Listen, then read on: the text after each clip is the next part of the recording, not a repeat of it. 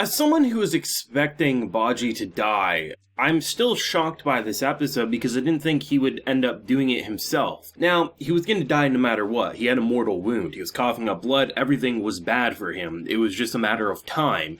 Unless somehow there's an ambulance passing by, he got the immediate medical attention and somehow had a miracle on his side, Baji was going to die was almost like the guaranteed outcome. But it's Tokyo Revengers. You always have to be willing for a twist. I mean, look at Draken. He almost died too, right? So I was open to that possibility. But the idea of him killing himself, right? And taking the blame for his own death. Of course, when you really strip down the layers, there's one person and one person responsible for why Baji had to die there, and it's Kazutora. But Baji's desire for his family, and that's really what it boils down to. This gang was family to him, and the idea of someone taking up one of the division's spots there, the 3rd division I believe is who, you know, this scumbag Kasaki basically wanted to take over for. There's only one person, and that person's in jail, right? And the fact that Mikey has been so hostile towards someone like Kazutora, rightfully so, but like wanted to bring everyone together, and you know, the last thing he would want, and the fact that he couldn't even blame him for killing him, was that he didn't want Mikey to kill Kazutora, so he took his own life in hopes that Mikey wouldn't blame him yet again for another death close to him, and it's pretty heartbreaking. I mean, this show definitely knows how to play with emotions, and I'm sure there's going to be some people saying, look, Takemichi didn't change the future again.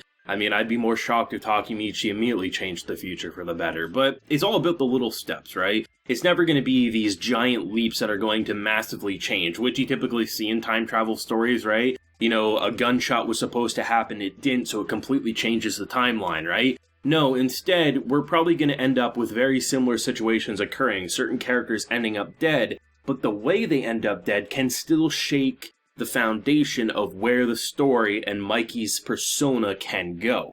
We got a glimpse of what emotionless Mikey is, and it's not something we want to see more than we have to. It's badass and frightening, but it's not the character we want to see. He is someone with no sense of remorse or guilt or his surroundings. He is just a weapon, and that weapon needs to be tamed. I mean, Takemichi almost got killed this episode for standing up to him, wanting to, you know, obey Baji's wish. That is, don't kill him. Like, this is a dude who needs a mental asylum. He's not someone who needs to go to juvie or jail or anything like this. He needs mental therapy. This guy's been beyond broken for some time, and even Baji recognizes that he needs someone to blame because he can't deal with that guilt because of how screwed up his mind is. And if it wasn't for that charm coming off, who knows what could have occurred. And I like that kind of tie back because at first I was actually not remembering, I'm not even sure if they've revealed it up until this point, and if they did, it's been a little bit, the idea of the charm, and how that charm actually was held on to Baji for so long because Takemichi picked it up, and the fact that it gave him like a sense of like Baji never gave up on what the crew once was, something that Mikey clearly has. There's been at least one character he's definitely pushed away and forgotten about, and while I don't see him like hugging Kazutora next week, I also don't see him killing him either, which truthfully I thought he was going to. I thought Takemichi wouldn't die for sure, but I thought Takemichi might have a broken arm, maybe 2 broken arms, broken legs. I thought that was building up, so it's good that he picked it up, and I think that's gonna like be the formula going forward. There will be slight changes, and certain characters might end up surviving past their initial date, like, you know, Draken might end up dead in a few arcs. You never know, right? Things can change massively or in small ways. So even though Baji ends up dead here, it happened in a different way, and in return, a character like Kazutora probably will survive, meaning Kisaki won't be able to directly manipulate in the way that he originally did, which should be good. But man, like, this dude's not going away. Like, Takemichi deserves a goddamn position in this gang, and I know he's probably not going to get it this season, but like, as much as people like to make their jabs at him crying and this and that, I mean, he's the reason shit hasn't totally hit the fan yet. And I mean, I don't know how anyone with one shot to change the past could nail it on their first go-around. I mean, it's not like he's Subaru who can keep trying, and yeah, the mental anguish is kind of a penalty more so than a blessing of being able to retry it. But still, like, Takemichi gets one shot and one shot only, and if he goes into the present, you know, he's wasting time in the past, which could be a hindrance to him. So it's like, where do you go from here? The emotional writing and the directing, I mean, the difference between facial reactions was incredible. Mikey's almost blank stare, but his almost like twirly eyes, you just knew he was a lunatic in that moment. Takemichi and the others just emotionally distressed. Baji, that smile, man, that smile could cure cancer, I'm convinced. Like, this dude, no matter what happened, like, was still there. And, I mean, yeah, if Takemichi hadn't held on to Baji, most likely Baji would have ended up surviving there, and probably, yeah, would have solved it. And I'm sure if Takemichi could redo this situation, he would have held on to Baji. Baji would have been able to secure that W, and things probably would have been better. But then again, maybe they would have been worse that direction, so maybe Baji dying is the only...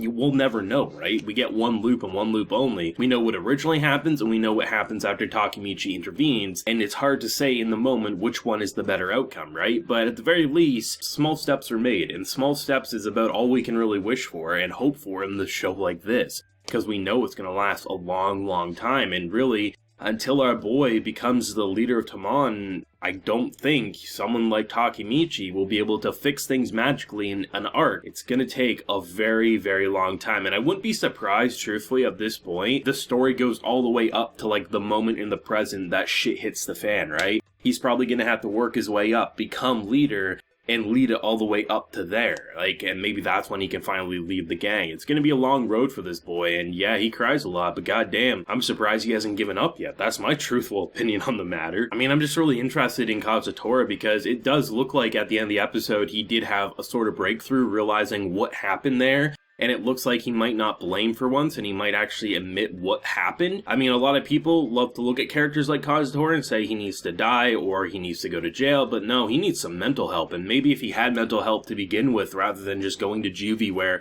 they put him in a cell and gave him a couple hours they could work out or do this or that. No, he needs some therapy from day one. I mean, I've talked about it a couple of different times throughout the videos. I mean, the fact that he got visibly upset by a family at a diner moments before he ended up killing Mikey's brother, like, this dude needs help, and it will be interesting if he doesn't end up in mental therapy and just ends up in Tamon or something like that, because that's not what he needs. But then again, I guess you could make an argument if he's surrounded by people who actively recognize there's a mental issue there, he could get the help, but I don't think a violent gang is what he needs. I think he needs a family. Like, that's really what he needs, and you could argue that is his family, but if they're going to be getting into fights and shit, that's not something you want to surround yourself with until you're definitely a lot better. And hell, most people can't even hail that when they are perfectly mentally stable, right? So, I mean, Tokyo Revengers is emotional. Baji was best boy. I mean, there's a lot of best boys, don't get me wrong, but I mean, while yes, you could say, did he need to stab himself? Really, yes. It was the only chance, because